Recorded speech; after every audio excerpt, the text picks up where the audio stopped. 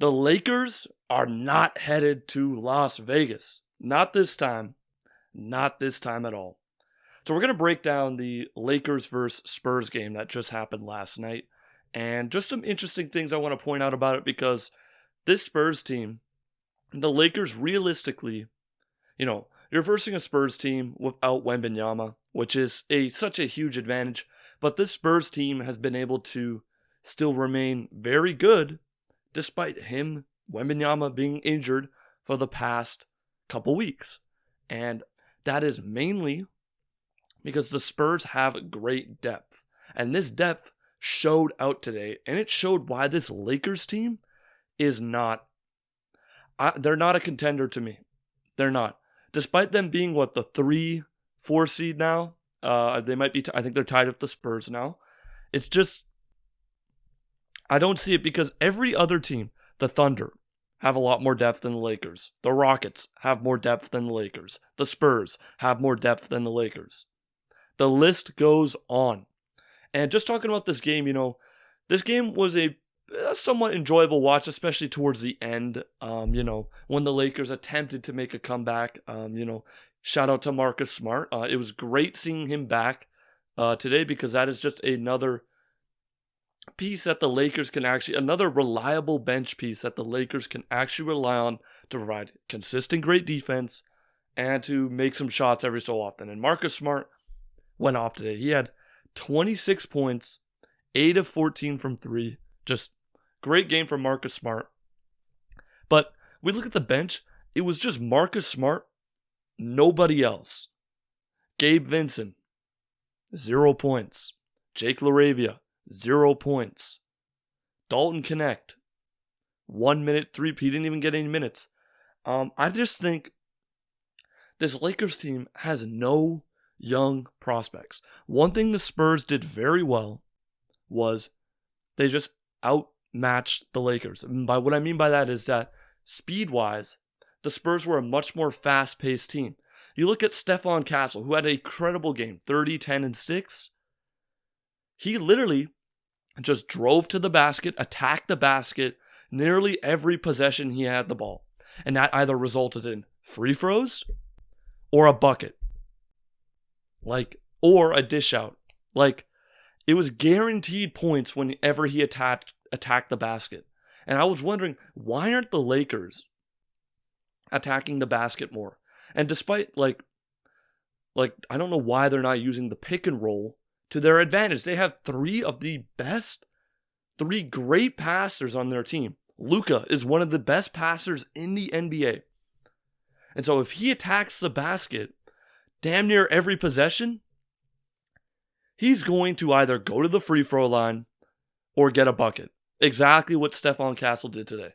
The thing I dislike the most about Luka's game is just in general of teams, is just when they go up and take a pull-up 3. They don't run any actions.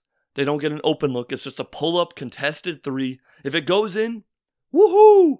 If it bricks, well, that's basically a stop for the other team. And so it's just what are we doing here? But yeah, I wouldn't describe this Luka game as a great game. Even knowing he had 35 points, 5 rebounds, and 8 assists. Which is crazy to say, Luka Doncic, he had a terrible game. He had a bad game while scoring 35 points. And I just think Luka just should have attacked the basket more. And LeBron, some positive things to take away from this Lakers game is that LeBron is looking more like LeBron, like himself, especially these past 2 games. Other night he had 29 points. And this game, he was great. I really liked what I saw from LeBron. Efficient 19 points. He was attacking the basket. He had that crazy dunk. That was I don't know how the Lakers team didn't build off that momentum of that nasty LeBron dunk. Because what followed that was I think it was a turnover by Luka, turnover by Reeves, and then the Spurs, I think Keldon Johnson or Dylan Harper, one of them, or I think Stephon Castle, especially towards the end of the fourth quarter. They just hit 2 3 threes, and then, the lead has ballooned back up to 9, to 20, like to 18. Like the Lakers could never ride off the momentum that they had during some of these plays. And like I said, like Austin Reeves did not have a good game. And I'm going to get to the Spurs because I do want to shout out the Spurs, but I mainly do want to talk about the Lakers. But shout out to the Spurs. I mean, they look good right now. They look great. But Austin Reeves, 15 points, 6 for 16, 8 rebounds, 7 assists. Like, this was an ugly game. And there were a lot of times whenever the Lakers, especially Reeves and Luka, and even LeBron, they all turned the ball over during these times of the game where they had a little bit of momentum on their side. And that just completely kills the momentum because, well, A, they're turning the ball over. And then I don't know what the defensive scheme is, but why was it every time the Lakers had a little bit rolling, there's just a wide open shooter. The Spurs are just wide open and they shoot a 3. Where's the defense? Where's the effort? Why are Luka and Jackson Hayes not running back on defense? Like, there's got to be more effort in defense. I mean, and even the guys you brought for defense, like, what is Gabe Vincent doing? He does, like, this Lakers team has zero depth. But let's get to the Spurs now, because the Spurs are actually, this was a great game. And I'm looking at, like, they have Stephon Castle has continued to improve year over year. And this is his second year. Second year in the league. Dylan Harper's first. I'm pretty sure. Might be wrong. But I'm pretty sure it's his second year in the league. Like, just shows that the speed, like De'Aaron Fox didn't even have to go off this game. De'Aaron Fox didn't really even have a great game, but when he was on the floor, he demanded his presence, and he was easily just able to speed around, get a quick layup. Stephon Castle attacked the basket. Like I said, every possession got a ton of points. And shout out to Keldon Johnson early in this game. Just great three-point making. He was the reason that this lead ballooned initially. You know, it started at halftime. It went to 9 points. Or like coming out of the first quarter, it was 9 points. And that's a huge part to Keldon Johnson. And this team shot 45% from 3. There's just, everybody did their part on this team. Julian Champagnie, efficient, 16 points, 6 for 8. 2 for 2 from 3. Dylan Harper as well, the rookie, who this team with Wembanyama is going to be really, really scary in a few years. I give it maybe 2 or 3, but I'm just wondering, like, if the Spurs trade for Giannis, which something I would consider a lot if I am the Spurs front office, like, the Spurs have to give up one of Stephon Castle or Dylan Harper. Because those are very young and intriguing pieces, and they're both playing well so far. And of course, like, you know, even players like Devin Vassell, like this Spurs team had great defense, especially like collapsing on whenever, you know, if it was just Luka or anyone besides Luka, like Marcus Smart or Austin Reeves, collapse the defense on him and he's attacking the paint. And yeah, that's a free turnover. Or just, you know, being able to pick off some LeBron like hook passes, being able to steal that and being able to, because the Spurs are faster than the Lakers in transition, it's a free bucket or an and one. Like, and Harrison Barnes has kind of rejuvenated his career a little bit this season. He's been great. Veteran presence for this young Spurs team.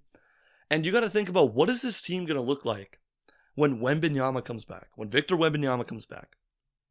Because if we remember, prior to him getting injured, I think he was averaging damn near 30 and 15 a game, which is insane. And I don't think it'll change that much. Just, you know, the head coach of the Spurs is just going to have to figure out rotations a little bit and just how to utilize, you know, Wemby with this full group in a full healthy state. Because I don't think this group has really played that many games together where the entire squad is fully healthy. And I'm excited to see that. And Spurs versus Thunder, that's gonna be a game, hopefully, unless the Thunder blow them out by like 40, which very well could happen because the Thunder are elite. But yeah, the Lakers. Like, one more thing about the Lakers, because I'm just bouncing back and forth between these two teams because, one, I'm a LeBron fan. I'm a Laker fan, sort of, more Raptors. But this team, there's nothing they can do at the trade deadline that'll make them contenders. Unless they do like a 2023 trade where they trade Westbrook for D'Lo, like a bunch of role players. That's like the only thing that you could hope happens, is that you somehow get in a trade where you get a bunch of players in return, but you are not going to get Herb Jones. And what would Herb Jones even fix that much? Like, realistically, this team has maybe one player you can actually consistently count on off the bench, and that's Marcus Smart. And so maybe the Lakers should really consider starting Smart instead of over Rui, because Rui, you need some bench scoring. The Lakers have the worst bench in the league. I think they only score 24 points a game. And you cannot... Look, the name of the game is depth now. That's how the last few champions outlast every champion has won, was because they have star power and then they have depth to support that star power. Look at the Thunder. Look at the OKC Thunder. They have the best depth in the league. The best defense. Right now, it might be tracking to be the best defense in the history of the league. And one of the best offenses. They have Shea.